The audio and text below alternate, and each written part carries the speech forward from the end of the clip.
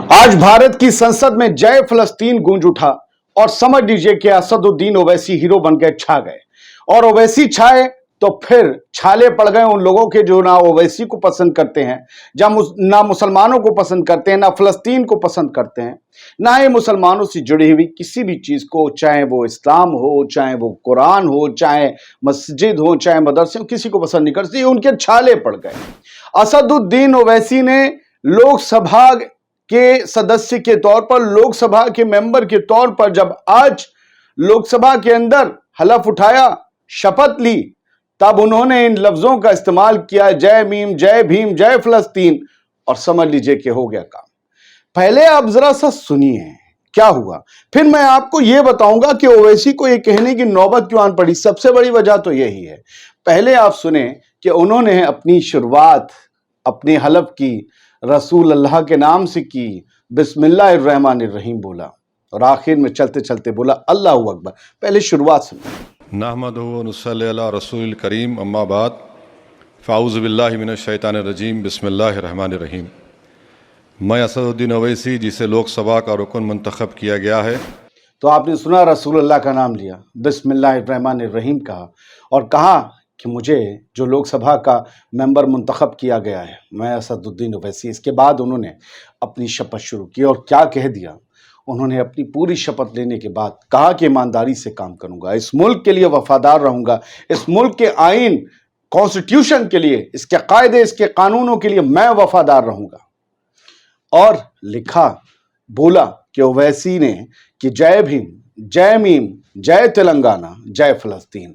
अब जो आरएसएस है उनका क्या बयान है, उनका जो एक्स हैंडल है, उनका जो सोशल मीडिया है, और बाकी मोदी जी के मंत्रियों का और कुछ दुमछल्लों का, चवन्नी छर्री जो होती है, उसके क्या बयान है वो बताएंगे। लेकिन इस बयान का दूसरा हिस्सा सुन लीजिए। इस ओवैसी साहब की जो स्पीच है या ओथ टेकिंग है, उसकी बात सुन लीजिए। उसमें उन्होंने आगे क्या कहा।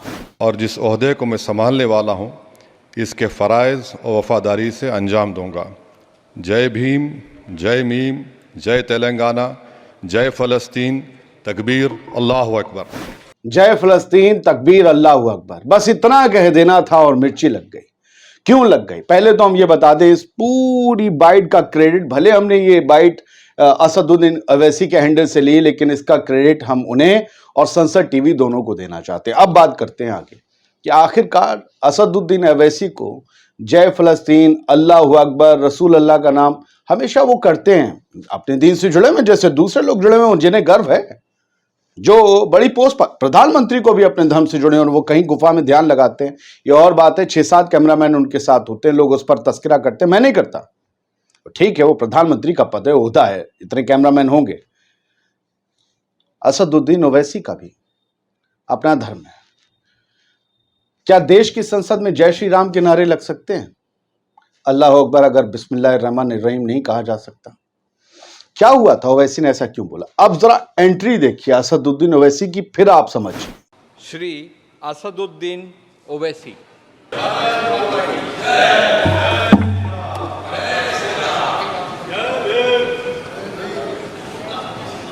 असदुद्दीन ओवैसी जो कि हैदराबाद से आते हैं चुनकर सांसद के तौर पर, इस बार बहुत बुरी तरीके से शिकस्त दी बीजेपी की कैंडिडेट को। खैर छोड़िए, वो तो बात है ही है। असदुद्दीन ओवैसी का नाम पुकारा जाता है कि आइए लोकसभा के मेंबर के तौर पर, लोकसभा के सदस्य के तौर पर हलफ उठाइए। वो आते हैं, आने के लिए निकलते हैं अपनी सीट से, फौरन बीजेपी के सांसदों की लॉबी से नारे निकलने लगते हैं, भारत माता की जय, जय श्री राम। इन्हें भारत माता इससे पहले याद नहीं आ रही थी, जय श्री राम इससे पहले याद नहीं आ रहा था। जब असदुद्दीन ओवैसी का नाम पुकारा गया, इन्हें अपना धर्म याद आ गया। ऐसा क्यों? असल में यह धर्म का सियासीकरण है। धर्म की आड़ में किसी कुछ, आप बताइए, कोई धर्म को लेकर किसी और को चिढ़ा सकता? किसी और धर्म के लोगों को क्या धर्म को चिढ़ाने का हथियार बनाया जा सकता है? यह तो बड़ा शर्मनाक सियासी इस्तेमाल है। भगवान राम, सनातन धर्म, कितनी महान बातें उनके बारे में लिखी हुई हैं, और उनको तुच्छ राजनीति के लिए, एक दूसरे पर छींटाकशी के लिए इस्तेमाल किया जा रहा है। क्या यह सही है? क्या हर सदस्य के आने पर, नाम पुकारे जाने पर भारत माता की जय, जय श्री राम कहा गया। लोग कहते हैं जी ये भारत माता की जय, जय श्री राम नहीं कहते, क्यों कहेंगे? मैं जिम्मेदारी से पूछता हूं, असदुद्दीन ओवैसी नाम का कोई भी शख्स, उर्दू नाम का कोई भी शख्स क्यों कहेगा? अगर उनकी भगवान राम में आस्था होती तो वो मुसलमान नहीं होते, हिंदू होते। इस देश में जितने हिंदू हैं, मुझे नहीं पता उन सबकी आस्था भी भगवान राम में है, या बहुत से लोग दूसरे भगवानों को भी मानते होंगे, भगवान राम को उतना मानते हैं या नहीं मानते, या नहीं मानते, मुझे नहीं, मतलब मैं एक उससे कह रहा हूं, जानने के, उससे लोग मुझे बता देंगे। सारे लोग अलग अलग भगवानों को मानते हैं, सबकी अपनी अपनी तवज्जो है, साउथ से लेकर नॉर्थ तक। तो बड़ी इज्जत के साथ मैं ये कह रहा हूं कि आप जय श्री राम का नारा किसी को प्रोवोक करने के लिए नहीं लगा सकते, ये गलत है। खैर छोड़िए, ये मेरा अपना मानना था, मैंने कह दिया, और बड़ी जिम्मेदारी, और भगवान राम और उनके जो मानने वाले हैं, मैं उनकी, मेरा दीन इस बात की इजाजत नहीं देता कि सामने वाले को गाली दी जाए, किसी के मजहब को गाली दी जाए। मेरे यहां इसकी मना दी है, कभी हम लोग नहीं कर सकते। ना हम धर्म को छेड़ने और चिढ़ाने के हथियार के रूप में इस्तेमाल कर सकते हैं, क्योंकि हम ऐसे अपने ही धर्म की बेइज्जती करवा रहे होते हैं। हालांकि धर्म की नहीं होती है, लेकिन हम इस्तेमाल कर रहे होते हैं ना, तो लोग उसे अजीब नजरों से देखते हैं, हमें भी, और फिर सोचते क्या ये लोग कर रहे हैं। खैर, ओवैसी की शपथ में जय भीम, जय मीम, जय तेलंगाना, जय फलस्तीन है। अब पांचजन्य जो आरएसएस की मैगजीन है, वो क्या लिख रही है? अल्लाहू अकबर, जय फलस्तीन, जय मीम। भारत की संसद में जय फलस्तीन बोलने का क्या तुक है? जय भारत नहीं बोला गया, लेकिन जय फलस्तीन बोल गए। जिस देश की मिट्टी में जन्मे, जिस देश की मिट्टी का अनाज खाते हैं, उसकी जय बोलना गुनाह है, लेकिन फलस्तीन की जय बोलने से अल्लाह खुश हो जाएगा। अरे आरएसएस वालों, अरे पांचजन्य वालों, जय तेलंगाना भी बोला है। तेलंगाना स्विट्जरलैंड की स्टेट नहीं है, ना ही नॉर्वे की है, इसी भारत की है। वो तेलंगाना से आते हैं। अगर वो जय तेलंगाना बोल रहे हैं, इट मींस तेलंगाना जिस देश में है उसकी जय तो ऑलरेडी है। और कोई ये कह दे कि आदिल खान की जय है, फिर आप कहेंगे आदिल खान के हाथ की नहीं बोली, वो कहेंगे आदिल खान के हाथ की जय, फिर कहेंगे आदिल खान की नहीं बोली।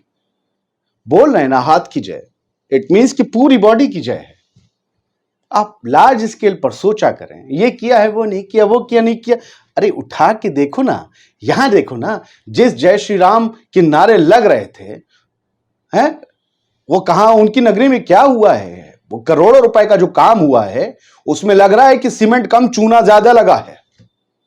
ये पीयूष राय ने 4 वीडियो शेयर किए हैं। ये लंबे लंबे गड्ढे अयोध्या की सड़कों में, रेलवे की दीवार गिर गई, राम मंदिर में पानी भर गया, छत टपक गई, मुख्य पुजारी बोले रामलला के दर्शन बंद हो जाएंगे, पानी की निकासी। अरे क्या किया आप लोगों ने?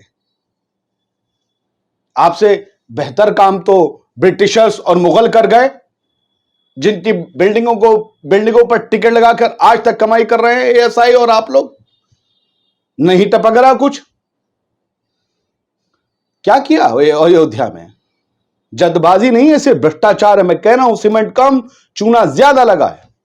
ये गड्ढे हैं, जरा देखिए एक तस्वीर, ये सड़क में गड्ढा है, फिर वो गाड़ी ही फंस गई, फिर वो गाड़ी फंस गई। ये आरएसएस वाले, पांचजन्य वाले तस्वीरें दिखाकर कभी इस पर सवाल पूछेंगे? ये मलाई कौन खा गया? पहले तो सिर्फ इंसानों को ही चूना लगता था, फिर न्यू इंडिया आ गया, उसके बाद समझ रहे हैं, ये बड़ा बड़ा गड्ढा है, बीच में बूटा डाल दिया गया, भैया यहां से ना गुजरना, हाँ ये धर्म नगरी है। ये अभी तो मॉनसून शुरू नहीं हुआ बाबा, अभी तो पार्टी शुरू भी नहीं हुई, ये हाल हो गया अयोध्या का। ये कार धंस गई, उस पर भी भगवा गमछा डाल दिया है। वो आ रही बूढ़ी माई पानी में से, कहीं गिर जाएंगी, कहीं गड्ढे में, पता नहीं। ये एक बैरिकेड टाइप का लगा दिया है, यहां भी बीचों बीच सड़क में गड्ढा हो गया।